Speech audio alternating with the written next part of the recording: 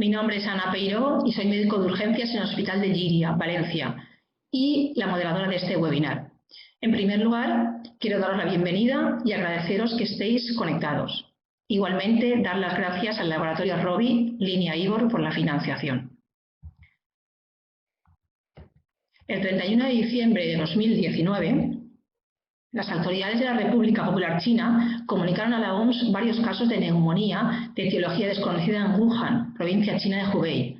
Una semana más tarde, confirmaron que se trataba de un nuevo coronavirus que causaba diversas manifestaciones clínicas, englobadas bajo el término COVID-19, que incluía cuadros respiratorios que varían desde el resfriado común hasta cuadros de neumonía grave con síndrome de distrés respiratorio, shock séptico y fallo multiorgánico. En España, desde el primer caso, el 31 de enero, un paciente alemán ingresado en La Gomera y el primer fallecido por COVID el 13 de febrero, notificado el 3 de marzo post-mortem en mi departamento Arnau-Llíria, desde estos primeros pacientes hasta hoy han pasado muchísimos pacientes con COVID por nuestros servicios de urgencias. Afortunadamente, en la Comunidad Valenciana, la pandemia no nos ha golpeado tan fuerte como en otras comunidades. Si hiciéramos un símil con la Liga de Fútbol, y no hablo de test realizados ni de sueldos, sino la clasificación, la encabezarían, como es habitual, Madrid y Barcelona, quedando los equipos de la Comunidad Valenciana, en estos momentos séptimo el Valencia y octavo el Villarreal. Respecto a pacientes COVID, ocurre lo mismo. Madrid y Cataluña tienen el mayor número de afectados y la Comunidad Valenciana se sitúa en el séptimo lugar de las comunidades afectadas, como estamos viendo en estos momentos en la pantalla, en cuanto al número de pacientes en las comunidades. Esta sería la situación de España y de nuestra comunidad, que es el trazo que sale por abajo. Respecto a departamentos de nuestra comunidad, el departamento con más afectación o con mayor número de pacientes es el Hospital General, seguido por la FE y el Clínico a muy corta distancia. Por la parte baja de la tabla tenemos los departamentos de Orihuela, Vinalopó, Gandía, Denia, y son los que menos pacientes tienen en estos momentos. Si nos vamos a las cifras que nos da la Consellería de Sanidad, y me voy a poner las gafas de presbicia, si vemos los casos en cuanto a la tasa por 100.000 habitantes, el área que destaca sobremanera es el departamento 8 de Requena, en cuanto a la tasa por 100.000. El segundo departamento sería el de La Plana, con una tasa de 411,2, y la tercera, el departamento, el número 16, que es la de la Marina Baixa. Si nos vamos a la parte positiva, vemos que el área de Orihuela-Vinalopó es la que menos pacientes ha tenido, seguida ya de cerca por Denia y Gandía.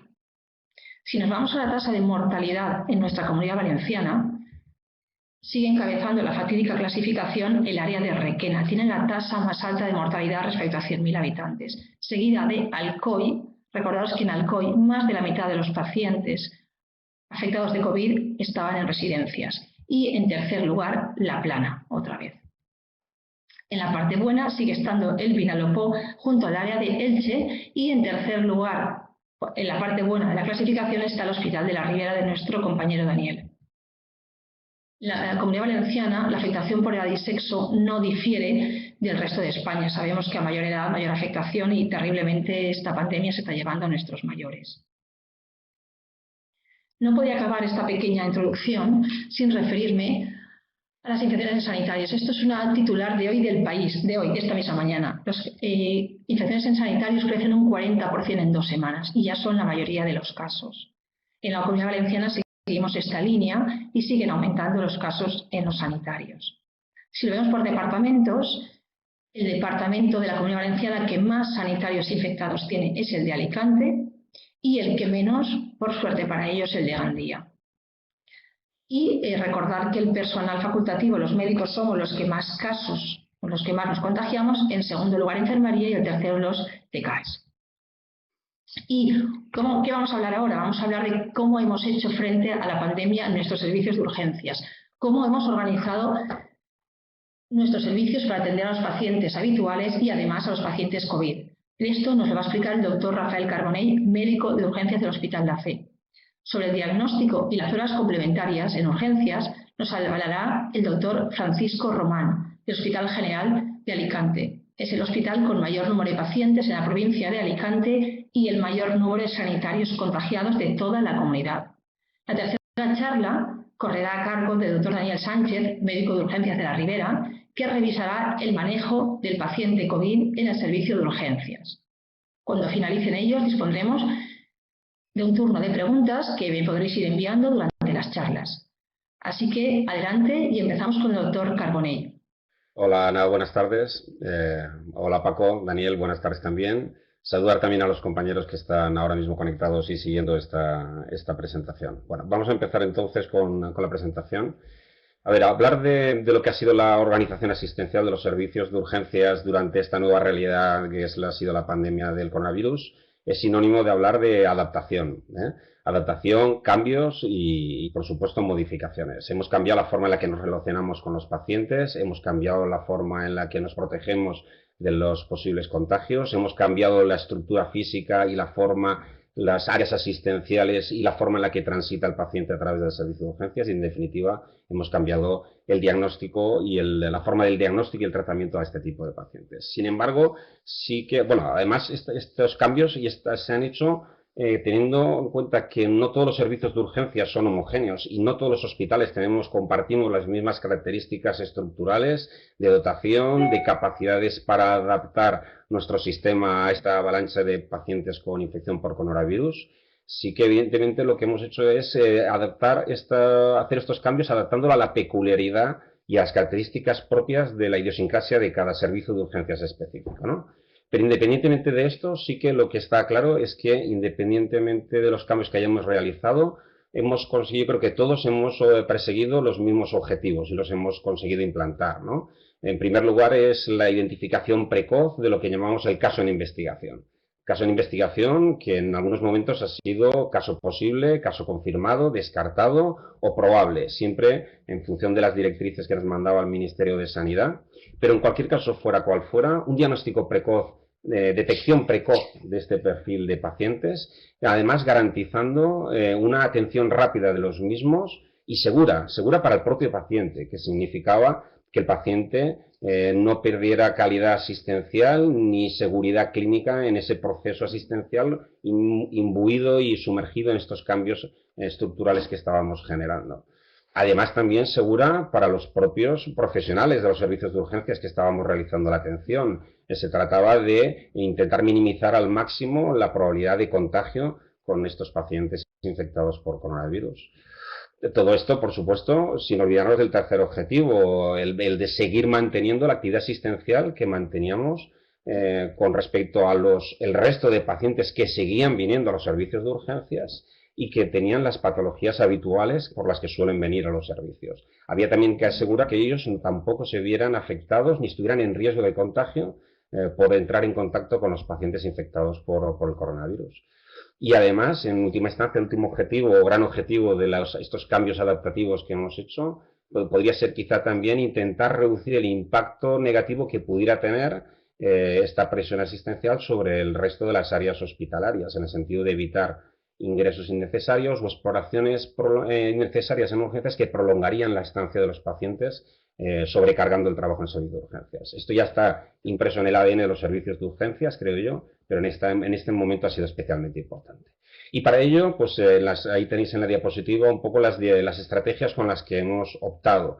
Ya os digo que adaptando cada hospital, cada servicio de urgencias a sus características propias y utilizando unas u otras en función de las circunstancias. En nuestro caso en concreto, hemos podido optar a una estrategia de formación con el apoyo de medicina preventiva, la unidad de prevención de riesgos laborales, sobre todo en el desarrollo de las medidas de protección del personal sanitario, en la balización y señalización de las áreas de distanciamiento y protección y aislamiento en las diferentes secciones del servicio de urgencias, una área de simulación con transmisión de información y aporte de vídeos e información de documentos vía online, dado que la formación presencial estaba limitada por circunstancias. Hemos hecho también una coordinación entre los diferentes servicios implicados en la asistencia en este tipo de pacientes, indudablemente con todos los servicios que luego iban a hacerse cargo de la atención en las áreas de hospitalización mediante comités de seguimiento, con la unidad de hospitalización a domicilio, con admisión también tanto del servicio de urgencias como la admisión general. Con el servicio de urgencias luego veremos el circuito que pudimos generar, y con la misión general, lógicamente, porque estos pacientes tenían que ingresar y en nuestro caso concreto de nuestro hospital tenía capacidad para dedicar unas plantas exclusivamente para ingreso de pacientes con coronavirus positivo y plantas para pacientes con coronavirus negativo. Y por lo tanto, esto había que coordinarlo y decidir en qué ubicación iba el paciente.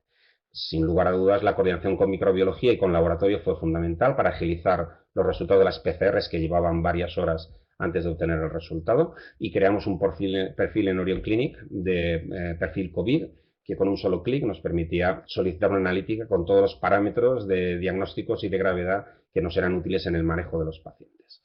Por supuesto, también con el servicio de radiología. Pero de todas estas medidas, quizás una de las más importantes en cuanto a formación y coordinación y más útiles que hemos visto y que más nos han afianzado en estos cambios han sido precisamente las reuniones diarias dentro del servicio de urgencias con todos los miembros implicados en la asistencia, celadores, TKEs, enfermeras y médicos, y unas sesiones clínicas diarias en donde se repasaba sistemáticamente todo lo que eran los criterios de diagnósticos, protocolos de tratamiento, criterios de ubicación en las diferentes áreas, medidas de protección y toda la serie de medidas relacionadas en este sentido. En definitiva, un trabajo en equipo, siempre avalado por la dirección, pero trabajo en equipo, que estos son otros dos parámetros también. Yo creo que los ADNs, de las marcas de ADN de los servicios de urgencia, sí que son importantes de cara a obtener buenos resultados, ¿no? En cuanto a la adaptación y organización, hemos creado algunos circuitos nuevos como servicios de urgencias y hemos modificado los que ya teníamos para implementarlos y adaptarlos a la situación actual.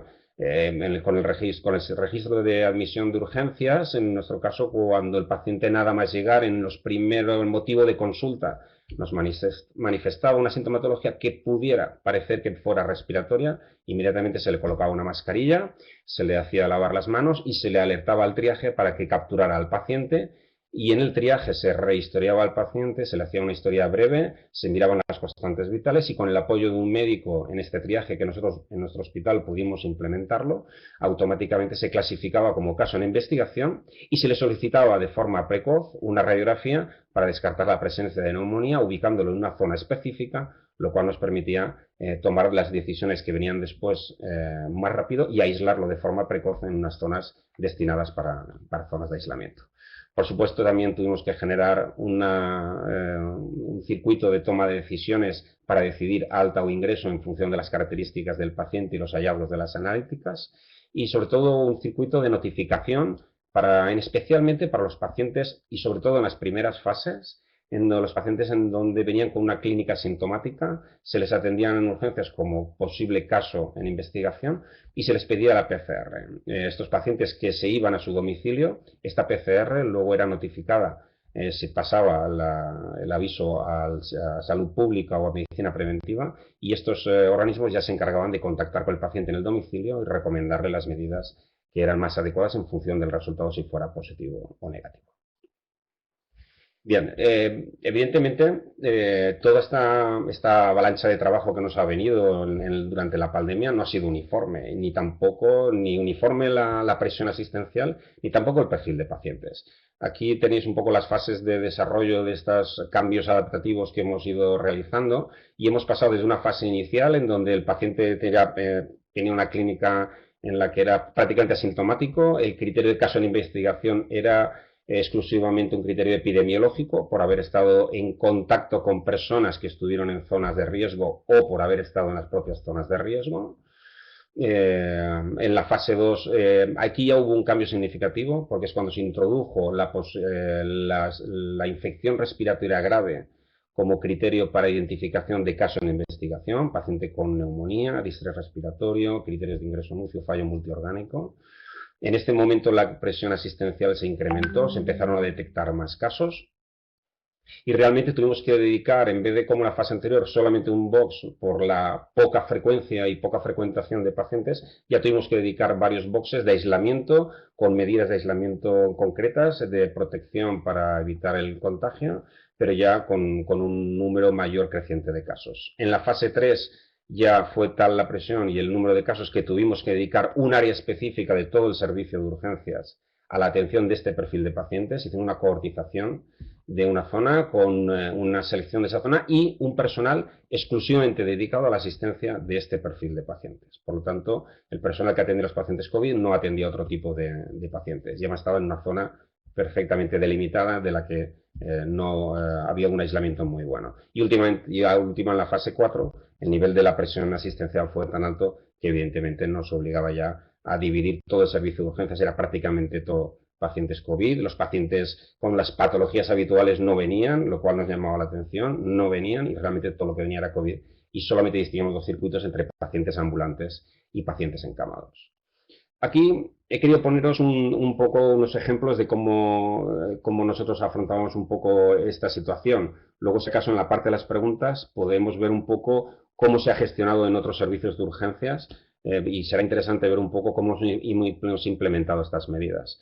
Esta es la zona de toma de muestras para pacientes ambulantes, en la zona de intermedios, pacientes que estaban con buen estado general, se iban a su casa. En estas dos habitaciones que veis aquí, en una se le tomaba las muestras y la otra era la habitación para el cambio de los trajes y de los equipos de EPI para el aislamiento y las medidas de asepsia. Están todas señalizadas y balizadas. Esta es la foto de la derecha. Podéis ver aquí lo que es un detalle de la sala de espera de radiología, la sala de espera 2. Había otra sala de espera que la sala de espera general, donde en esa sala de espera general no habían pacientes con COVID. Los pacientes con sospecha de infección por coronavirus esperaban en esta sala y en concreto en la zona 1. Veis que solo está delimitado por dos zonas, separado por unos paravanes. En la zona 1, que es la próxima, es donde estaban ubicados estos pacientes. Aquí esperaban hacerse la radiografía y en función del resultado se ubicaban después, si era patológica, en la sala de observación con aislamiento y con todas las medidas, o simplemente si eran ambulantes y se podían dar de alta, se daban de alta. Y esto es un ejemplo de la zona de observación. ¿Vale? En la foto de la izquierda tenemos una zona que le dedicábamos nosotros, era la zona de cambio de sucio a limpio. La zona de sucio a limpio la veis delimitada en el suelo con las líneas rojas y verdes. La zona roja, a la derecha de la zona roja es lo que estaba la zona de sucio, ahí es donde estábamos el personal que llevaba los equipos de EPI, entrábamos en las habitaciones que estaban en aislamiento, valorabas al paciente y nunca nos cruzábamos con el traje de EPI ni salíamos de esa zona demarcada de sucio. En la zona de limpio es donde estábamos trabajando una vez que ya habíamos valorado y nos habíamos quitado los trajes, habíamos pasado a la zona de limpio. Y en esta zona de observación, tuvo un momento crítico porque en el momento de mayor presión asistencial, cuando más pacientes teníamos, corremos el riesgo de quedarnos colapsados por la sobrecarga de trabajo y entonces aquí tomamos la determinación, dado que los pacientes tenían que quedarse en urgencias a esperar el resultado de la PCR, que a veces tardaba horas, 8 o 9 horas y a veces incluso hasta más. Supongo que en vuestros hospitales ha sido también una experiencia similar. Para evitar que esto colapsara el servicio de urgencias, utilizamos y habilitamos una zona alejada del servicio de urgencias, no demasiado, pero sí lo suficiente para que no hubiera contaminación, lo que llamamos el APIT, en donde se ubicaban los pacientes que ya estaban diagnosticados, tratados, estables hemodinámicamente y que solo estaban pendientes de ese resultado de la PCR. De tal manera que el médico que estaba de jefatura de guardia se encargaba del control de estos pacientes y cuando estaba el resultado se ingresaban en la zona de COVID positivos o negativos en función del resultado y el perfil de la analítica que se le había pedido.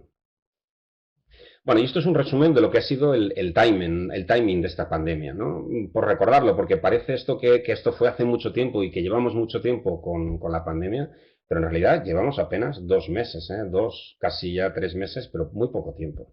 Y este timing es interesante porque vemos aquí que todo lo que es el mes, desde el 31 de diciembre, en donde oficialmente se declararon los primeros casos de coronavirus en Wuhan, pues todo lo que es el mes de enero y, bueno, quizá la primera parte del mes de febrero, la primera quincena, bueno, pues han sido una poca afluencia a los servicios de urgencias de pacientes sospechosos, pacientes totalmente asintomáticos, muy preocupados por la posibilidad de haber sido contagiados, pero sin cumplir criterios ni epidemiológicos de ningún tipo, poca presión asistencial.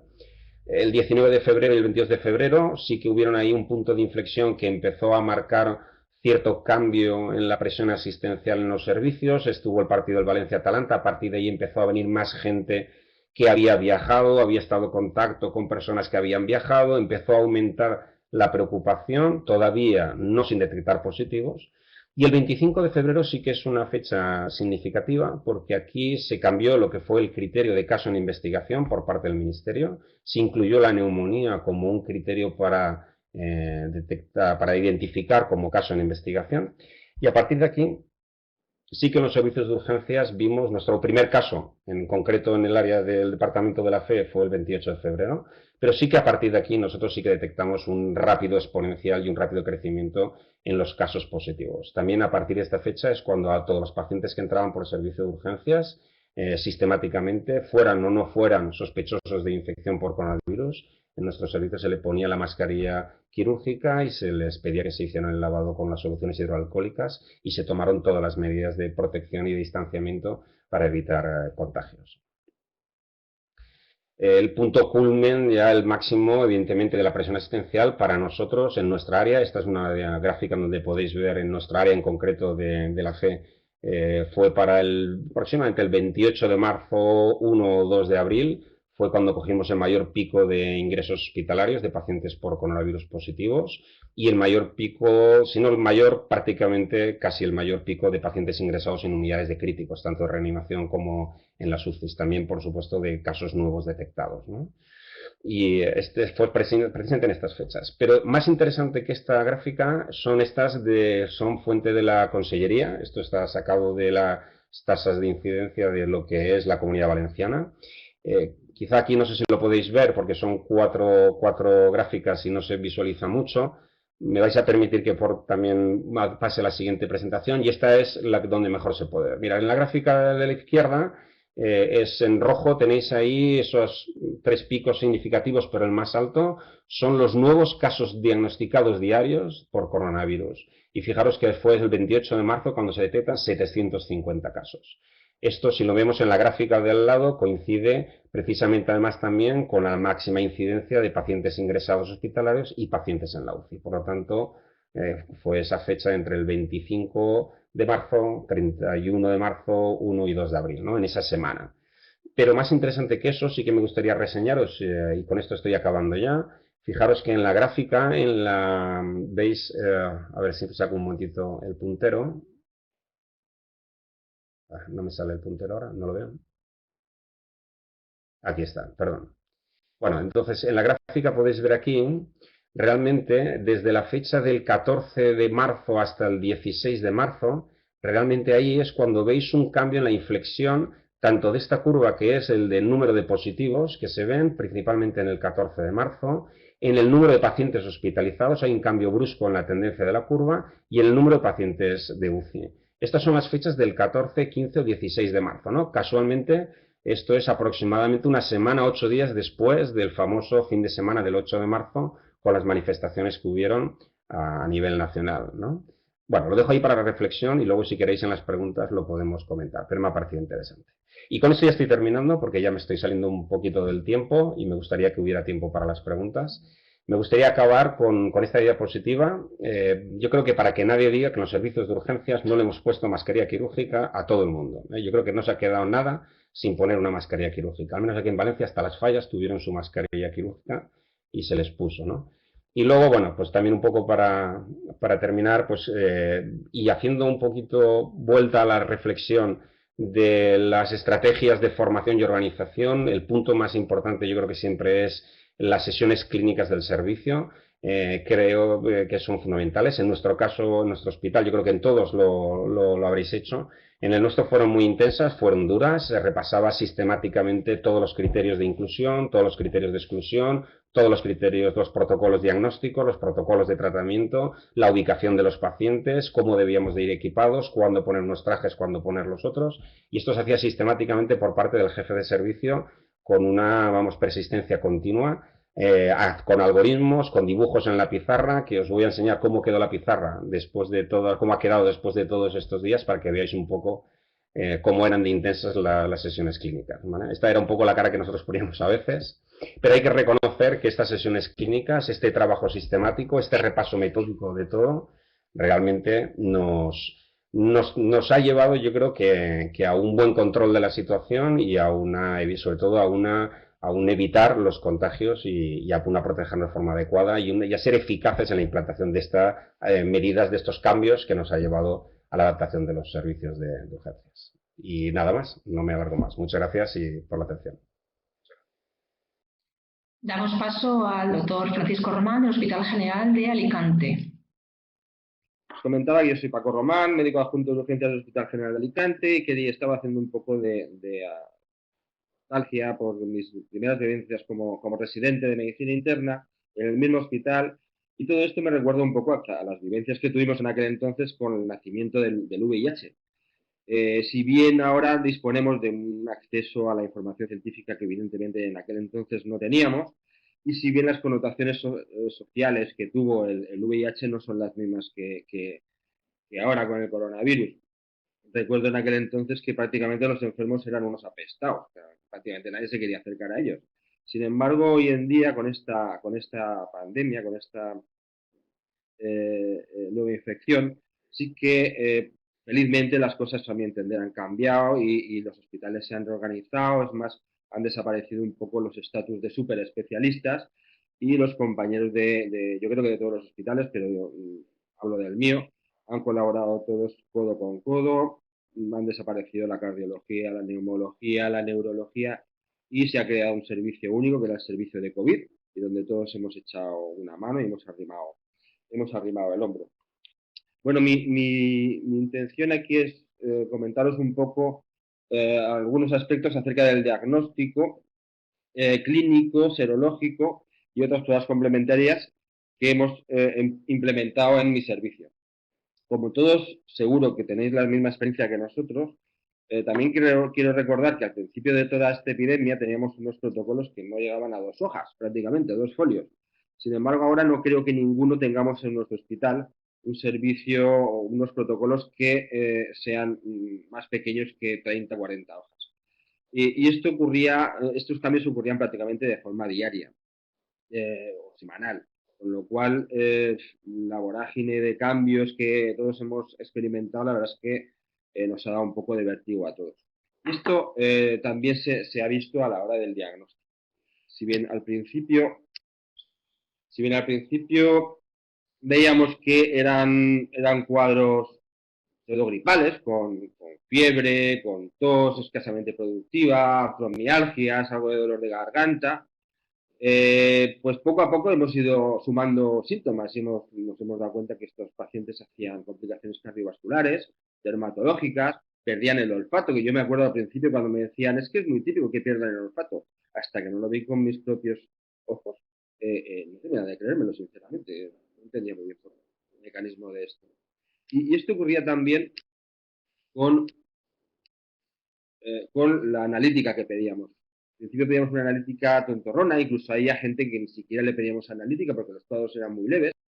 Había gente incluso que ni siquiera pedíamos ni analítica ni radiografía. Si la auscultación pulmonar era normal, los mandábamos a casa con un paracetamol y Santas Pascuas, con medidas de aislamiento.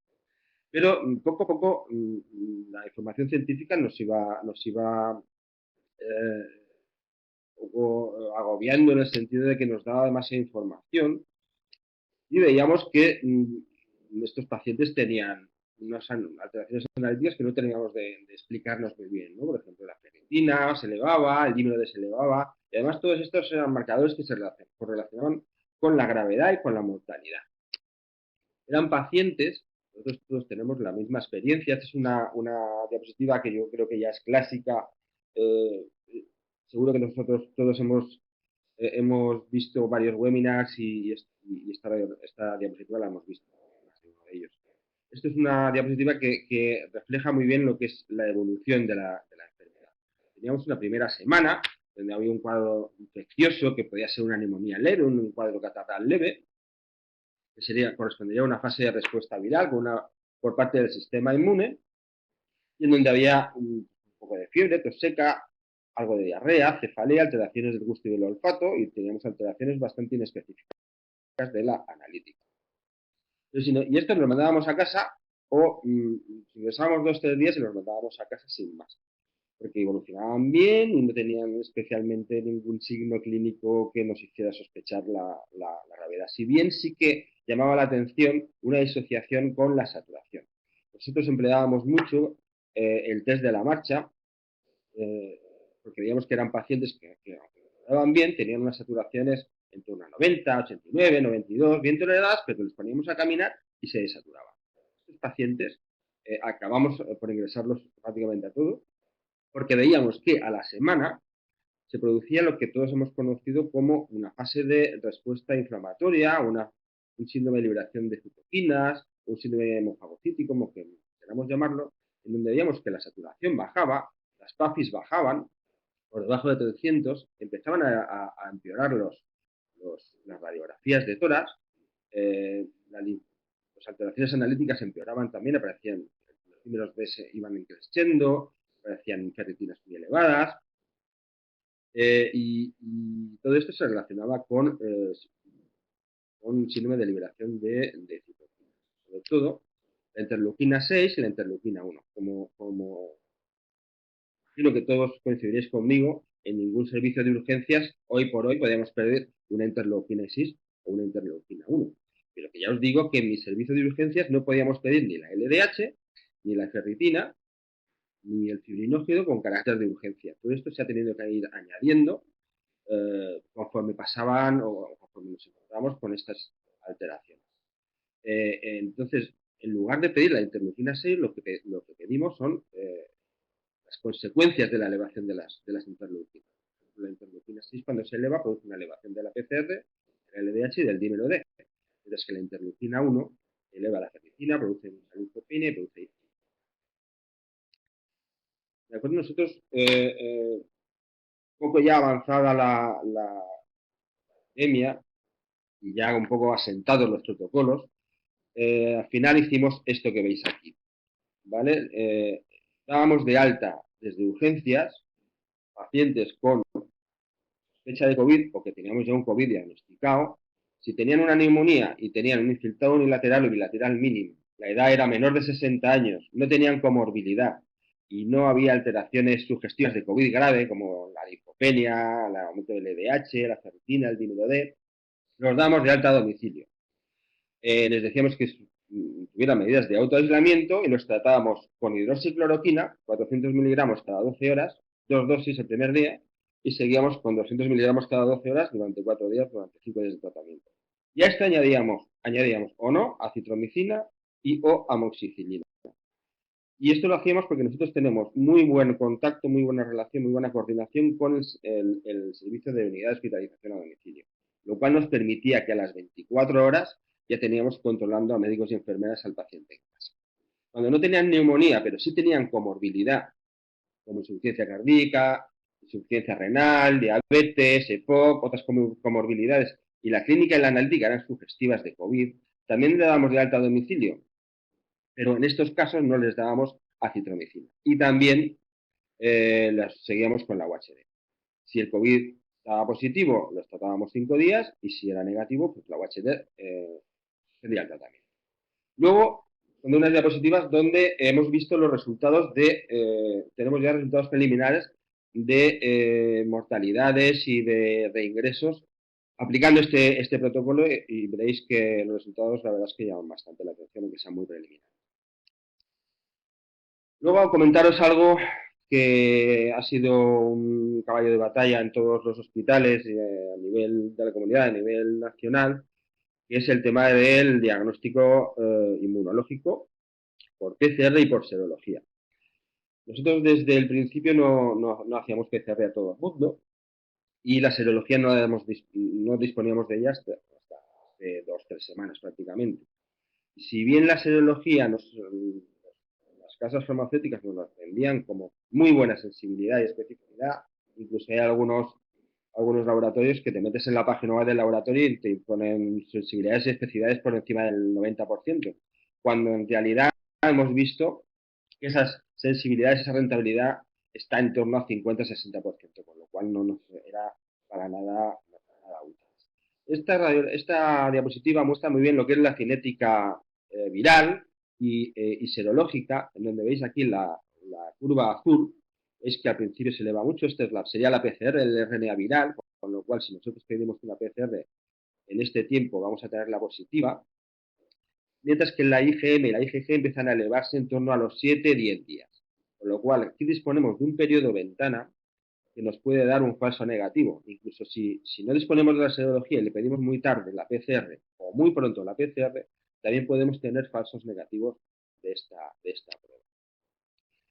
Pues el Ministerio de Sanidad y la Sociedad de Enfermedades Infecciosas nos intentaron dar luz en este sentido, dando una serie de tablas de interpretación, en donde, por ejemplo, esta era la primera tabla que daban, que la verdad es que es bastante sencillita, que no me voy a detener ahora porque luego la voy a volver a poner. Esto lo quería poner porque si se hubieran quedado aquí, pues todos están contentos. Pero empezaron a complicar la cosa. Entonces, ya empezaron a complicar la tabla. Aquí veis infecciones agudas, infecciones en resolución, infecciones pasadas, con la posibilidad de contagio o no contagio. Lo rojo sería muy contagioso y lo verde poco contagioso. Y en función de los días, pero fijaos cómo empezaban a complicar la cosa. Ya empiezan las tablas un poco más complicadas y no te quiero contar nada si te enfrentas a una tabla como esta, ¿no? Yo creo que esto, hará cualquier otra cosa, pero aclarar, a mí no me aclara nada. Con lo cual nosotros hemos implementado a partir de finales del mes pasado un protocolo de diagnóstico por PCR y por serología en este tipo de pacientes, que quiero pasar a sería la realización de PCR, que sería el gold estándar, se debe realizar en un aspirado nasofaríngeo preferentemente, pero tener en cuenta que los falsos negativos se pueden dar en las siguientes circunstancias. O que la toma de la muestra sea inadecuada, la muestra óptima sería el aspirado nasofaríngeo, la torunda, si no coges el sitio correcto, puede darte negativo porque no has sacado el moco suficiente, o que hay un retraso en el transporte, o que haya una carga viral baja a nivel nasofaríngeo, o se ha cogido demasiado precozmente o demasiado tardíamente. Existen dos técnicas de realización. Al principio nosotros teníamos la PCR convencional, que nos tardaba aproximadamente 5 o 6 horas, con lo cual los pacientes ingresaban en la planta que denominábamos pre-COVID a la espera del resultado, y en función del resultado, si era negativo, pasaba a medicina interna o al servicio correspondiente, y si era positivo se quedaba en la planta de COVID. Pero nosotros últimamente disponemos de una PCR rápida que nos permite tener el resultado en 1 a 2 horas, con la implicación que esto conlleva, que ahora pasaré a decir. La serología actualmente disponible en nuestro centro nos permite la detección de IgM, que como os he dicho antes empieza a elevarse sobre todo a partir del 11-12 día, y la IgG a partir del 10º. Lo que pasa es que la autoridad clínica de estas pruebas serológicas es más que dudosa. Estaría indicado el estudio serológico, según la SEINT, en pacientes con sospecha de infección y PCR repetidamente negativas como confirmación de la infección. En personal sanitario, con estudios de seroprevalencia, que es lo que estamos realizando en las últimas semanas, para estudios epidemiológicos o para investigación. Nosotros hacemos dos distinciones. Pacientes con una alta sospecha de infección por COVID, que serán pacientes que tienen una sospecha clínica de COVID que precisa un ingreso hospitalario, o una neumonía que no va a precisar ingreso hospitalario, o una infección respiratoria que no precisa ingreso hospitalario, como el protocolo que os mostré anteriormente, que serían estos pacientes de aquí, o bien en el embarazo, o en colectivos especiales, como personal sanitario, sociosanitario, o prisiones, o en residencias geriátricas, etcétera. O pacientes de cualquier edad que por cualquier motivo no puedan realizar un autoaislamiento con seguridad. También consideramos realización de este tipo de prueba a pacientes con síndrome febril sincopo o diarrea febril. Vale, pues a todos estos solicitamos una PCR convencional, no rápida. ¿Vale? Solo se solicita una PCR rápida en pacientes con ingreso directo en unidad de críticos. Mientras que si teníamos una baja sospecha de infección por COVID, serían cuadros clínicos, si el cuadro clínico era superior a 10-12 días, se realizaba una PCR rápida. Cuando teníamos un resultado negativo, se ingresaba en el servicio correspondiente, y si era positivo, pues se ingresaba en la unidad de COVID. Mientras que si el cuadro clínico es superior a 10-12 días, se pedía una serología.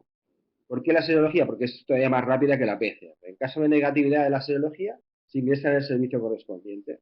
Si el servicio en el que ingresa cree conveniente que se tiene que pedir una PCR, él ya se pone en contacto con el servicio de preventiva correspondiente y ya se la realiza y procede al aislamiento. Si no tenemos sospecha de infección por COVID, no realizamos test en urgencias. Lo dejamos a criterio del servicio responsable su realización una vez que ingresa en plan. Y lo que no hacemos es estudios de screening o en estudios en asintomáticos. No realizamos test en urgencias de forma sistemática. ¿Vale? La Consejería de Sanidad solo recomienda la realización de PCR como screening en 2 grupos de pacientes. Al ingreso de pacientes con cirugía urgente o que tengan prioridad 1, o pacientes que vayan a recibir tratamiento inmunosupresor de acuerdo con la valoración clínica. ¿Vale? Esto sería un poco la diapositiva que os puse al principio, en donde aquí sí que voy a tener un poquito más. Esto sería un poco la interpretación de los resultados. Si la PCR es negativa, la IgM negativa, la IgG negativa, pues el paciente no está infectado y hay bajo riesgo de contagio. Pero ojo, porque la PCR puede ser un falso negativo si se ha cogido demasiado precozmente. Si la PCR es positiva y la serología es negativa, pues estaríamos a un periodo de ventana, que todavía no ha salido, no han elevado la serología, o fases iniciales de la infección con un alto riesgo de contagios, con IgM positiva y PCR positiva sería un periodo inicial de la infección con también alto riesgo, las 3 sería una fase activa de la infección, la PCR positiva con IgG positiva con IgM negativa sería la fase final de la infección y con una IgG positiva solo sería ya infección pasada o serocópica.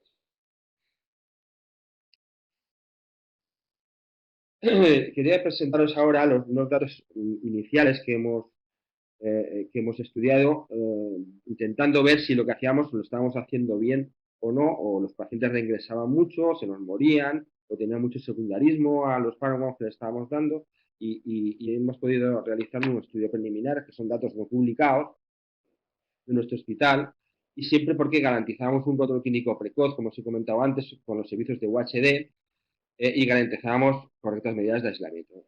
Son 105 pacientes de unos 50 años, la mitad varones, en los cuales 67% tenían fiebre, tos seca, disnea un 40%, síntomas muy similares al de otros estudios. Las constantes tampoco me voy a tener mucho en ellas, pero bueno, eran pacientes leves, con saturaciones buenas, con unas fases buenas, sin alteraciones hemodinámicas, una radiografía de tórax con afectación tenue bilateral en la mayoría de los pacientes, con una analítica con dímero de tontorrón, sin apenas linfopenia.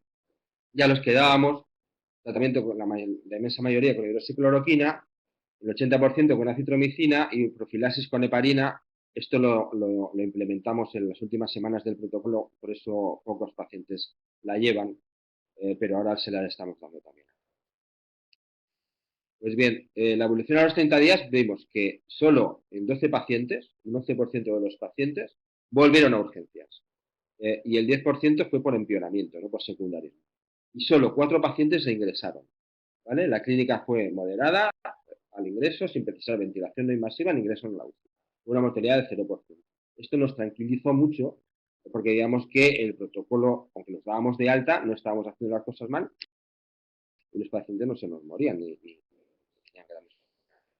Luego me gustaría dar unas pinceladas acerca del diagnóstico radiológico, con esto voy a acabar. En este punto quiero agradecer a la doctora Diana Gil, compañera nuestra del servicio, y sin embargo amiga. Siempre, permíteme Adriana que me ría, porque siempre nos reímos un poco de ellas porque es una adicta al ecógrafo. Y la verdad es que ha conseguido convencerme. Yo al principio era bastante reacio a hacer ecografías en urgencia en este tipo de pacientes por el contacto estrecho que esto supone, pero viendo las publicaciones que hay cada vez más, te das cuenta de que es lo que se debe de hacer. De hecho, ya las sociedades de radiología prácticamente no recomiendan la radiografía de tórax de forma rutinaria en urgencias, y el hacerle un TAC a este tipo de pacientes supone subirla al TAC o desplazarla a un sitio que no es en nuestro hospital, no está en el servicio de urgencias, luego desinfectar todo el TAC, en fin, el nivel de organización es bastante complicado.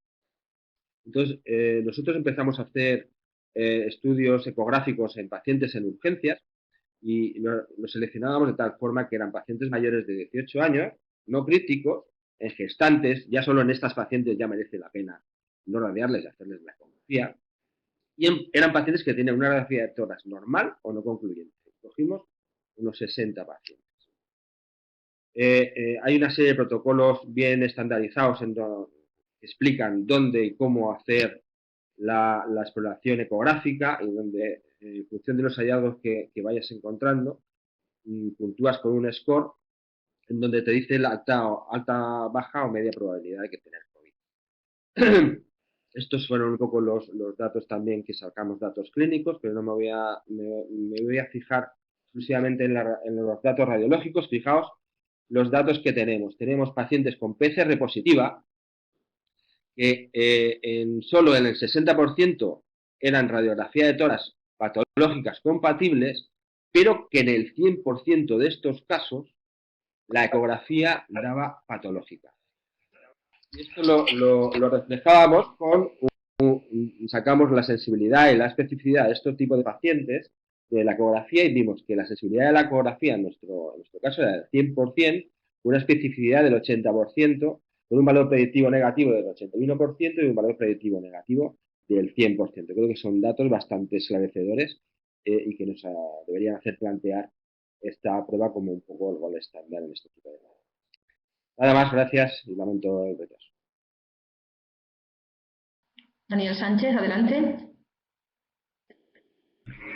Hola, pues nada, soy Daniel Sánchez. Quiero dar las gracias a la organización por la invitación y la coordinación de esta webinar y al patrocinio de Robi.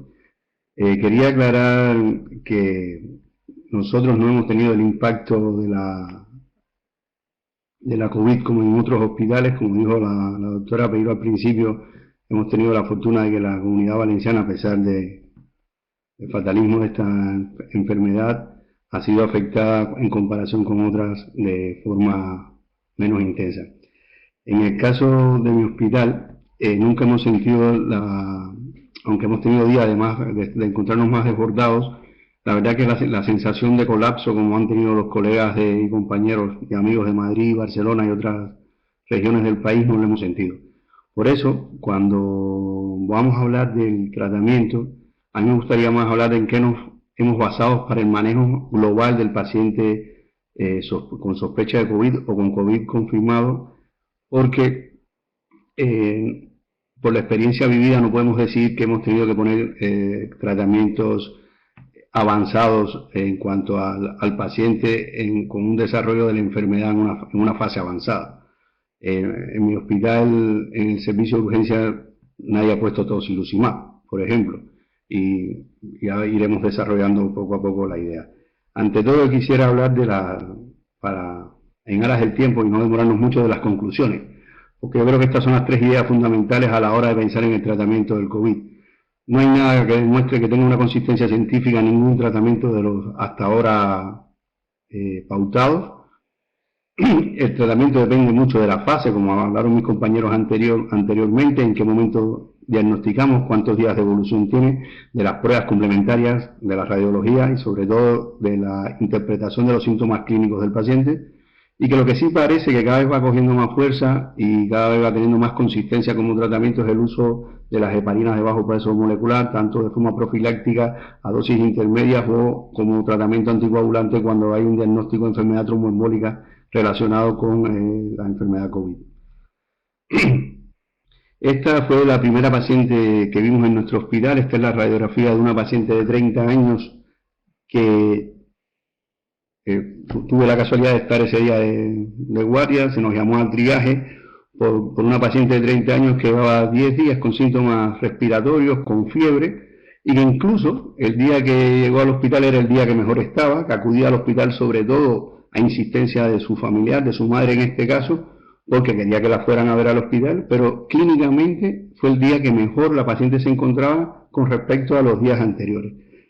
Esta primera paciente, yo creo que ya cuando fui a valorarla, porque me tocó a mí ir a valorar la triaje por el circuito que habíamos establecido en ese momento, yo fui con una mascarilla con guantes, no debo decir que me puse todo el equipamiento, porque ya me habían dicho que se encontraba mucho mejor, y la verdad que la falta de información, la inexperiencia, me hizo no pensar nunca que esta paciente iba a ser, en ese momento no pensar que iba a ser un posible COVID. Esta era una paciente que trabaja en un hotel, y que después durante el interrogatorio nos dijo que tenía una amiga que había estado en Italia, casualmente parece que relacionada con el famoso juego Atalanta-Valencia, y que esa amiga había sido valorada en otro hospital y le habían dicho que no tenía absolutamente nada. Esta paciente después se le pidió la radiografía, y una vez que vimos esta radiografía, entonces empezó el corre-corre, empezó la movilización de todo el servicio, porque la verdad que la radiografía era inconcordante, sobre todo con la clínica que presentaba en ese momento la paciente. No existía en ese momento, y como me han dicho mis compañeros anteriores, fuimos modificando los protocolos, y en ese momento no existía un perfil analítico COVID específico, por lo tanto se le pidió un hemograma, una bioquímica, no se le pidió dímero D a esta paciente, ni ferritina desde urgencia. Como ven, de estos dos parámetros que sí se le pidieron, la LDH y la PCR era normal. Lo otro que quiero poner como caso típico o atípico de esta presentación es que esta paciente, la PCR primera que se le hizo fue negativa. Cuando fue negativa yo me sentí muy alegre y dije, ostras, pues mira, no estábamos ante la presencia de una neumonía por COVID. La segunda PCR que se le hizo en planta, porque los internistas insistieron desde la hospitalización tenían un pensamiento más hacia COVID, fue negativa. Y la tercera PCR, porque en aquel entonces las PCR no se hacían en nuestro hospital, sino que se remitían al hospital de referencia, en este caso el Hospital General de Valencia, y la tercera PCR sí dio débilmente positivo. Yo creo que a partir de la experiencia individual de cada uno, entonces empieza a tomar una serie empieza a ser significativo la forma en que uno empieza a actuar, ¿no? La evaluación de la gravedad, como hemos dicho anteriormente y como han dicho mis compañeros, y no voy a repetir lo mismo, pasa por estos 4 factores, por los síntomas clínicos, los factores de riesgo, la analítica y las pruebas de imagen. Y las manifestaciones clínicas son totalmente diversas, con un predominio sobre todo de las manifestaciones respiratorias, pero hemos visto últimamente que gracias a unos compañeros de Madrid se ha publicado un atlas sobre manifestaciones cutáneas del COVID, y hay 2 series de casos, esta de los italianos publicando 5 casos con manifestaciones tardías relacionadas con un posible Guillain-Barré, y hay otra publicación también ya desde el principio donde hablan de coincidencia o casualidad como Guillain-Barré como manifestaciones. Es decir, la diversidad con la que nos hemos encontrado ha hecho que el pensamiento clínico haya sido totalmente variado, y que yo creo que nos hemos encontrado COVID en las manifestaciones clínicas mucho más diversas. En cuanto a los factores de riesgo, aumento de la mortalidad, nos llama la atención la edad, el sexo masculino, las patologías cardiovasculares y las patologías respiratorias, así como las neoplasias activas y las enfermedades crónicas, tales como la enfermedad renal y la hepatopatía. Estos son factores de riesgo de aumento de la mortalidad a la hora del COVID. Todo esto deberíamos tenerlo en cuenta, sobre todo a la hora de la valoración global de nuestro paciente, para saber, sobre todo, una vez ya diagnosticado, qué vamos a hacer con él y hacia dónde lo vamos a remitir, en dependencia de los protocolos que cada hospital fue adaptando a su logística, en dependencia de sus situaciones. Estos son los resultados analíticos de nuestro hospital. Se observa que la tasa de positivos en el hospital son mayores que las muestras con referencia al área de salud en general, y sobre todo que en el hospital se ven positivos en los pacientes mayores de 50 años. En cuanto a todas las analíticas realizadas en el hospital, el servicio de urgencia tiene un gran peso en los positivos encontrados, y en cuanto a las que, bueno, no sé si el puntero este se ve, pero me imagino que debe ser otro. Las de consultas externas en laboratorios tienen también bastante peso en cuanto al porcentaje de positivos dentro del hospital, porque son las que se le hacen tanto en preventiva como en riesgos laborales. Ya especificando, siendo muy específico en nuestros servicios, el 17% de las tomas que se realizaron fueron positivas. En cuanto a la analítica, como hemos dicho anteriormente, se fue modificando el perfil COVID, y ya en la última versión, no sé cuál sería el protocolo, ya teníamos un perfil COVID que incluía, además de la PCR de COVID, teníamos dímero D, ferritina, interleuquina 6 se podía adicionar, y troponina, LDH y el principal. Hemos visto que sobre todo el dímero D elevado tiene un factor de peor pronóstico relacionado con el éxito en la evolución de la enfermedad de COVID. En cuanto al tratamiento, yo creo que estos dos artículos nos han dado, lo hemos leído yo creo que la mayoría en todos los grupos estos de WhatsApp que se han creado con esta situación de pandemia, y en este de la izquierda, del Llama, se decía a mediados de abril, publicado el 13 de abril si no recuerdo mal, que ningún tratamiento era definitivo ni tenía ningún peso científico a la hora de pautarlo, y que muchos se usaban de forma compasiva sin tener una evidencia clínica. En esta última, publicada el 28 de abril por New England Journal Medicine, se habla de que los estudios que se han realizado para hablar de los tratamientos no tienen tampoco ningún peso científico, que son series muy limitadas, y que esto en otra situación no hubieran sido ni tan siquiera valorados como de peso para poder hacer. No obstante a eso, yo creo que la experiencia y tener que agarrarnos a lo que había, a lo que salía publicado, nos hizo tener una serie de protocolos a la hora de actuar. Los protocolos creo que son muy similares, estaban pautados por Consellería, no voy a entrar en detalles a quién le lleva cloroquina o algo así de homicina, pero estos fueron los tratamientos médicos al alta desde nuestro servicio de urgencia. Cuando hablo de tratamientos médicos al alta, no hablo del tratamiento con el que se fue el paciente hacia su destino, sino el tratamiento que se le puso en el servicio de urgencia y que no pudimos ver después, no hemos podido analizar qué diferencia hay entre los que se van al destino. Sobre todo llama la atención que en los pacientes que se fueron a alta, desde los servicios de urgencia, el uso sobre todo de primera dosis de ceftriaxona y de antibióticos, como el tratamiento sobre todo sintomático, me imagino que relacionado sobre todo con la fiebre. En cuanto a los tratamientos médicos al ingreso hospitalario, se llama la atención en alrededor de 160 pacientes que ingresamos, que 100 pacientes se usaron dosis de heparina de bajo peso molecular, a distintos tipos de cálculos, a dosis profiláctica, a dosis intermedia, incluso a dosis anticoagulante, y que con el resto de los medicamentos que hemos usado también al ingreso se usó sobre todo azithromicina y ceftriaxona como antibióticos, y el resto de los tratamientos. Quiero aclarar que esto tiene un sesgo, y es que muchos de los, como he explicado anteriormente, nunca tuvimos la situación de colapso, la sensación de colapso hospitalario, aunque hubo días, coincidiendo con lo que han planteado mis compañeros anteriormente, que hubo mayor presión asistencial, pero muchas veces pudimos hablar con el paciente, con el médico que iba a ver a este paciente desde la planta interna, desde la planta COVID en nuestro caso, y nos decía que garantizáramos las pruebas complementarias y que subiera a planta de hospitalización, y ellos ajustaban el tratamiento. Por lo tanto, muchos pacientes subieron sin un tratamiento de urgencia porque la inmediatez de la pauta del próximo tratamiento valorado por el médico internista fue corta. Tuvimos esa suerte, tanto en los pacientes que ingresaron directamente en intensivos, fueron pacientes que fueron valorados en urgencias pedida las analíticas, las pruebas de imagen, y una vez valorados en dependencia de la gravedad clínica fueron ingresados en intensivos inmediatamente, y eso nos hizo que los tratamientos pues tengamos estos datos. De las 229 pacientes positivos que tuvimos en nuestro centro, uno vino desde las consultas externas, fue un paciente derivado de la consulta externa de otorrino, con una PCR positiva. Hubo 18 pacientes de los que valoramos en nuestro servicio de urgencias que fueron enviados a domicilio.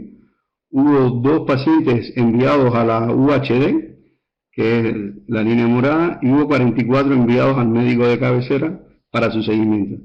Hay un protocolo de UHD que por los datos que hemos recogido parece que no estuvo, desde el servicio de urgencia no estuvo muy activo, porque como ven solamente hubo 2 pacientes, y se ingresaron desde el servicio de urgencia 164 pacientes.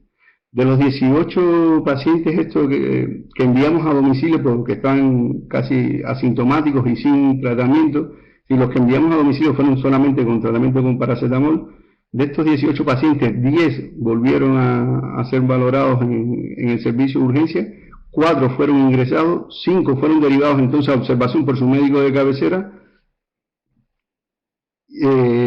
1 se fue enviado nuevamente al domicilio, y de estos 18 pacientes ninguno tuvo una evolución desfavorable, ninguno fue un éxito. De los pacientes enviados a la hospitalización a domicilio desde el servicio de urgencia, Hubo un paciente que volvió, era un paciente de una residencia que actualmente está ingresado con una evolución totalmente favorable de la enfermedad, no hubo éxitos.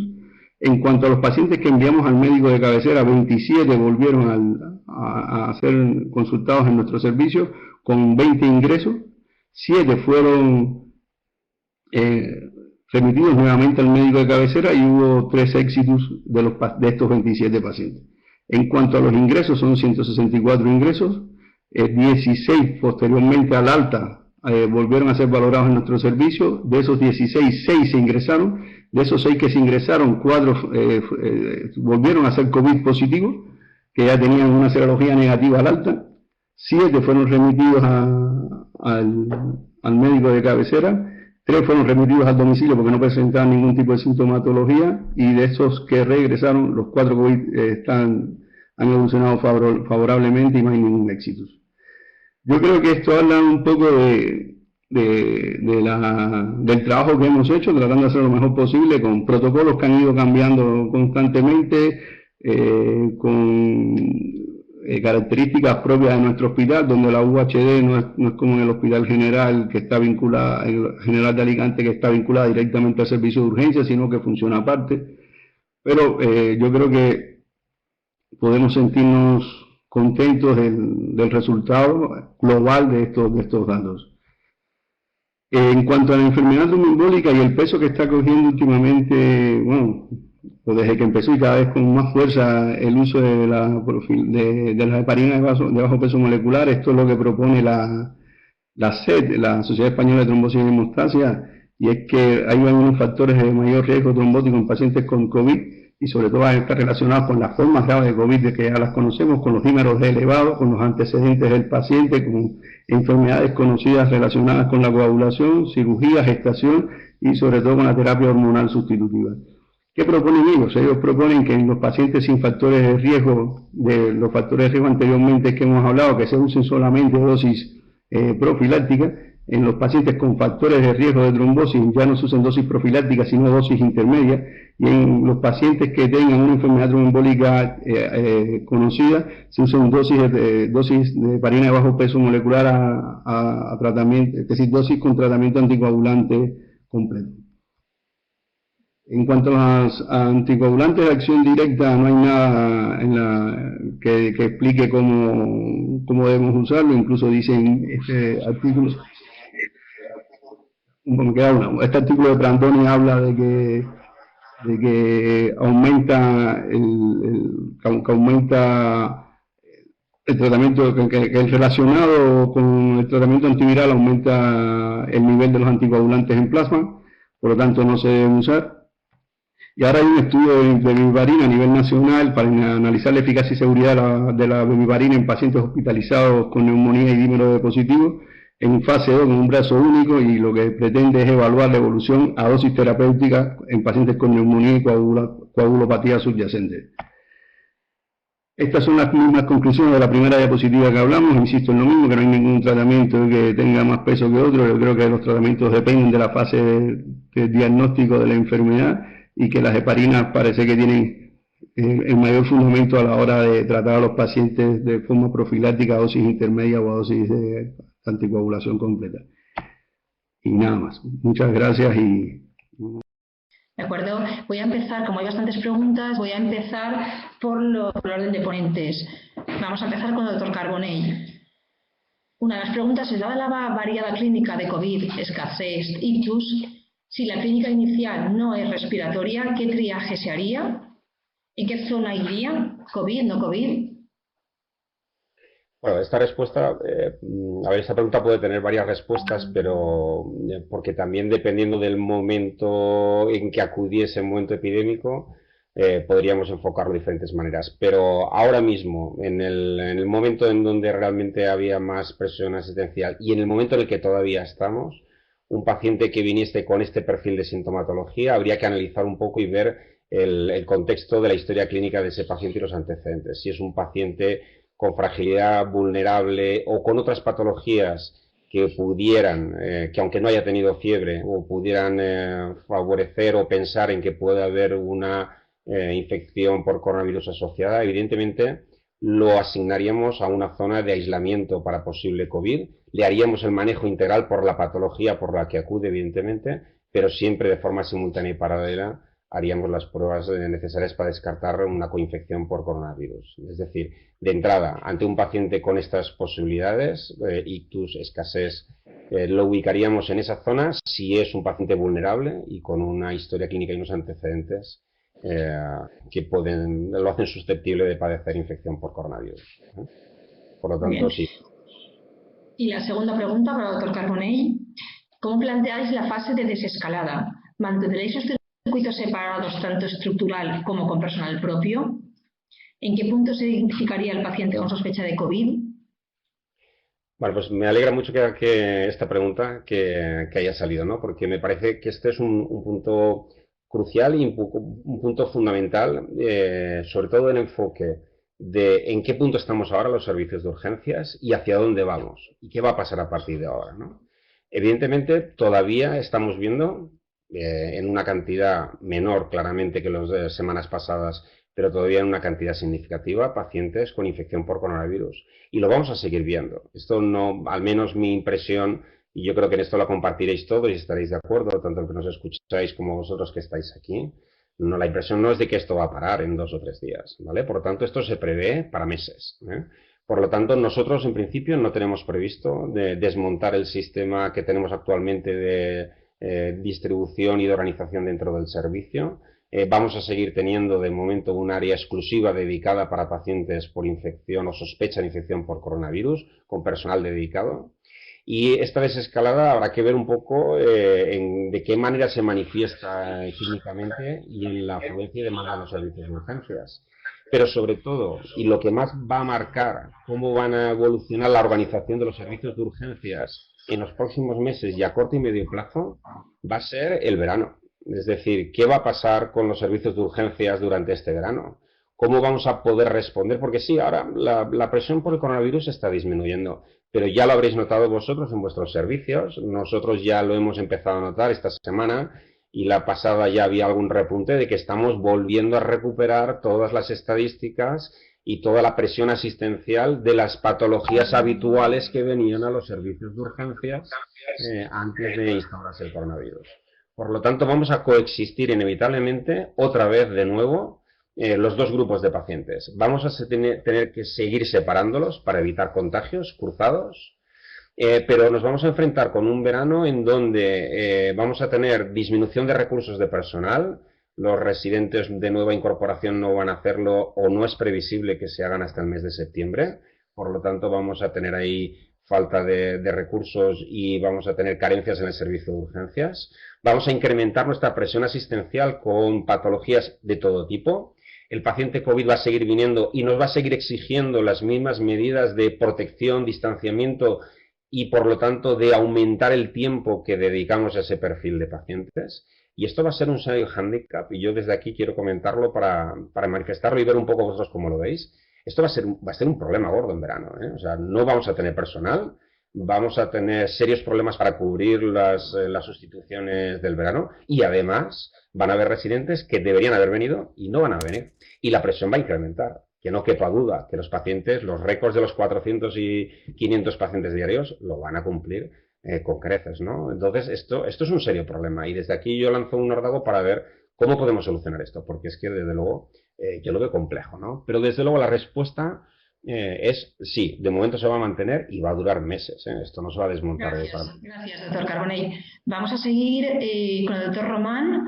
Una pregunta que yo también me gustaría contestar. ¿Quién aporta la hidroxicloroquina vía oral cuando se le da alta al paciente? ¿Se le daban todas las dosis o las aportaba la UHD? ¿Habéis tenido abastecimiento para todos? Yo, desde un hospital comarcal que trabajo, sí quería comentaros que nosotros lo que decidimos hacer era le dábamos en mano medicación facilitada por la farmacia hospitalaria para 2 días y pasaba a control por la UHD, que es el que facilitaba las siguientes dosis. No sé si el doctor Román hace algo similar en Alicante. Suscribo todo lo que has dicho. Tenemos exactamente lo mismo. Problemas de abastecimiento, hemos tenido una especie de amenaza subliminal en un momento dado, pero aquello no llegó la sangre al río. Y hacemos exactamente lo mismo que hacéis vosotros. Damos la primera dosis en urgencias de 400 miligramos, le dábamos la dosis hasta el día siguiente. Para el doctor, para el doctor Román, preguntan si aconsejaría la ecografía en el SAMU in situ si hubiera sospecha de COVID. Yo en el SAMU no lo recomendaría. Es decir, sí que es verdad que cada vez hay más artículos donde dicen menos estetoscopio y más ecografía, pero no creo que sea una indicación de una urgencia inmediata que se supone como una ecofast en un politrauma o cualquier otro. Sospecha es una manifestación clínica, no sé, una pericarditis, una miopericarditis muy severa con COVID, una época para muy observador dependiente y creo que lleve la urgencia como para realizar. El doctor Daniel Sánchez, tenemos una pregunta que nos indica si han observado diferencias significativas en la evolución de la enfermedad en pacientes con tratamiento domiciliario con anticoagulantes. No tenemos esos datos recogidos. Lo que tenemos es los tratamientos anticoagulantes que se han puesto desde el servicio de urgencia. Hemos visto que han sido escasos a las altas que se han dado. Lo que los 7 que creo que está reportado ahí en la diapositiva, lo que sí hemos revisado que esos 7 pacientes que se le pusieron tratamiento a dosis profilácticas anticoagulantes, ninguno volvió a ser valorado en el servicio de urgencia y tampoco ha sido valorado en ningún otro sitio, es decir, se han recuperado perfectamente. Los 4 indican si el protocolo de analítica COVID, el perfil que todos hemos creado ya, incluye interleuquina 6 y ferritina. Vamos, yo desde un hospital comarcal ya garantizo que en mi caso no. No sé, en el resto de vuestro, en el caso de Daniel. Puede adicionar la interleuquina 6. Como protocolo COVID, ferritina incluye solamente la ferritina, pero la interleuquina 6 se puede adicionar sin ningún tipo de problema. De hecho, la hemos pedido desde urgencia a más de 20 pacientes.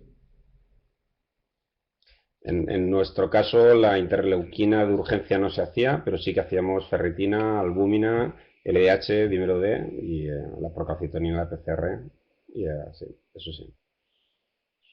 La última para el doctor Daniel Sánchez y luego os lanzo una a todos.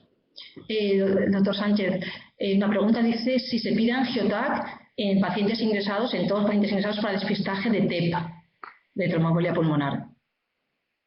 Sí. De hecho hubo de los pacientes que tuvieron ingresados y tuvieron una evolución fatídica, el porcentaje de tromboembolismo pulmonar es de más del 90%. De los pacientes que evolucionaron, lamentablemente han fallecido. Y desde el servicio de urgencias solamente se han pedido 25 TAC en pacientes que tenían mucha sintomatología y no había una radiografía concluyente. No se pidieron con la intención de diagnóstico de TEP, sino con diagnóstico de comprobar si había una neumonía subyacente, una neumonía que radiológicamente no se viera.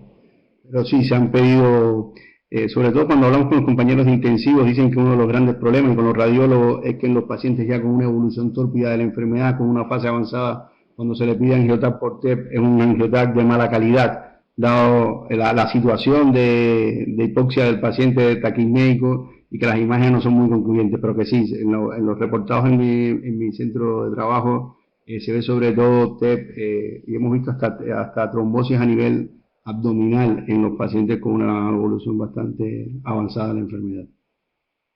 Bueno, ya estamos acabando, siento no haber podido hacer todas las preguntas, voy a acabar con unas preguntas para todos. A ver, una pregunta nos dice nuestra opinión sobre si la ausencia o presencia de liderazgo de jefes de servicio o de la dirección ha influido en el diseño de los circuitos y la adaptación de los mismos frente a la pandemia. Bueno, si queréis me empiezo yo contestando por aquello de esto. Vamos a ver, yo creo que los servicios de urgencias necesitan un liderazgo, ¿no? No se puede un servicio de urgencias, con la complejidad que tiene, manejar de manera asamblearia, ¿no? Evidentemente, tener un buen liderazgo que dirige y que organiza bien el servicio facilita la implantación de cualquier cambio y, desde luego, mejora eficazmente los resultados. Lo contrario no te sabría decir exactamente el efecto que tiene, pero desde luego un liderazgo bueno y de calidad sí que mejora la capacidad de organización y los resultados y la efectividad y eficiencia de esos cambios que se introducen al servicio. Bueno, y creo que va a ser la última pregunta porque estamos ya fuera de tiempo. Para todos os la lanzo. Dadas las múltiples presentaciones clínicas de pacientes COVID, ¿no plantearíais hacer test rápidos serológicos en urgencias a todo paciente que va a ingresar para así ya derivarlo a zona COVID o a zona no COVID? Si queréis contesto yo. Adelante. Vamos a ver, nosotros la serología tiene una rentabilidad que está en torno al 40-50% de los primeros días y va creciendo conforme va evolucionando, va haciendo la enfermedad. Yo creo que nosotros así lo hacemos. Hacemos serología a partir del 10º día, para asegurarnos que la rentabilidad está en torno al 80%. Porque si se lo hacemos antes y nos da negativo, la decisión que tomemos no va a ser. Bueno, pues nada, por el tiempo nos dicen que tenemos que finalizar. Gracias a todos porque veo que siguen 100 personas conectadas después de 1 hora y casi media. Agradeceros a toda la gente conectada y a los ponentes vuestra participación y ha sido un placer estar con vosotros esta tarde. Igualmente, muchas gracias. Muchas gracias.